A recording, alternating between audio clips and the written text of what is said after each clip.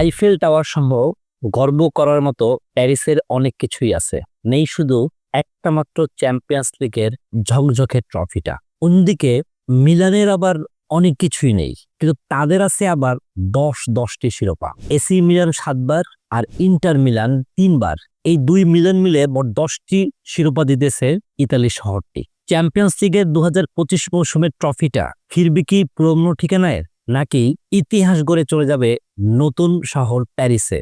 এই নিষ্পত্তি হবে আজ রাত 1টায়। খেলাটি অনুষ্ঠিত হবে জার্মানির বিখ্যাত মিউনিক স্টেডিয়ামে। 2010 সালে সর্বশেষ ইন্টার মিলান চ্যাম্পিয়ন্স লিগের ঝকঝকে ট্রফিটা ছুঁতে পেরেছিল। অন্যদিকে পিএসজি কখনোই ইউরোপের সবচেয়ে সম্মানজনক এই ট্রফিটায় হাত ছোঁয়াতে পারেনি। আজ ব্লকবাস্টার ফাইনালে যদি ইন্টার মিলানকে পিএসজি হারাতে পারে, তাহলেই প্রথমবারের মতো তাদের সেই স্বপ্ন পূরণ হবে।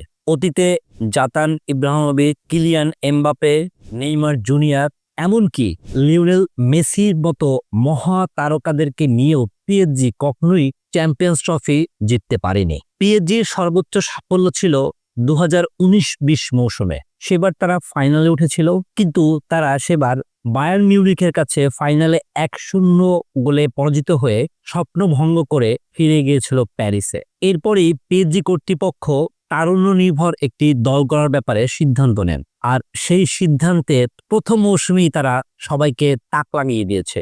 এবারের চ্যাম্পিয়ন্স লিগের নতুন ফরম্যাটে পিএসজি ফেভারিটের মধ্যেই ছিল না, কিন্তু সেই পিএসজি এখন ফাইনালে, এবং শিরোপা জিততে মাত্র একটি ম্যাচ তাদের জিততে হবে।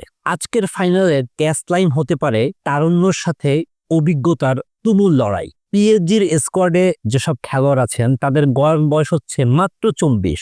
Ashraf Hakimi, Ousmane Dembele, Donnarumma, Kvaratskhelia, Barcola, এরা প্রত্যেকেই হচ্ছে বয়সে একেবারে তরুণ। অসাধারণ একটি মৌসুম তারা উপহার দিয়েছে পিএসজিকে।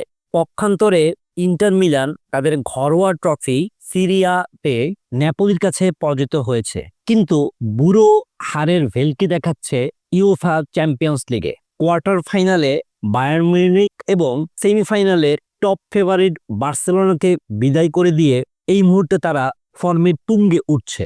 এই দলের খেলোয়াড়দের গড় বয়স 30-এরও বেশি। 36 পেরোনো খেলোয়াড় আছেন 3 জন। লাউতারো মার্টিনেজ এবং ডামফ্রিজরা 2023-24 মৌসুমেও চ্যাম্পিয়ন্স লিগের ফাইনালে উঠেছিল, কিন্তু সেবার তাদের স্বপ্ন ভঙ্গ হয়েছিল ম্যান সিটির কাছে। কিন্তু এবারের ইন্টার মিলান একেবারেই টপ ফেভারিট আজকের ম্যাচের জন্য।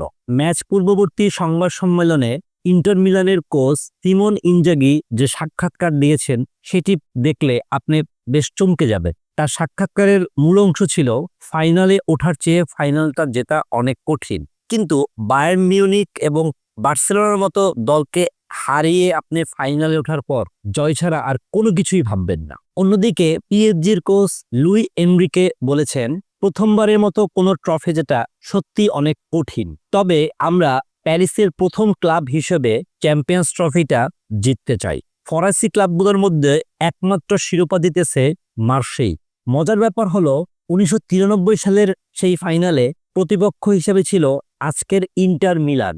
ইন্টার মিলানকে হারিয়েই 93 সালে ফ্রান্সের কোনো ক্লাব প্রথমবারের মতো চ্যাম্পিয়ন্স ট্রফিটা উঁচিয়ে ধরেছিলেন। এবার কি তাহলে পিএসজির পালা, নাকি শিরোপা ফিরে যাবে পুরনো ঠিকানায়? ব্লকবাস্টার ম্যাচটি আজ রাত 1টায় অনুষ্ঠিত হবে। আশা করি সবাই দেখবে।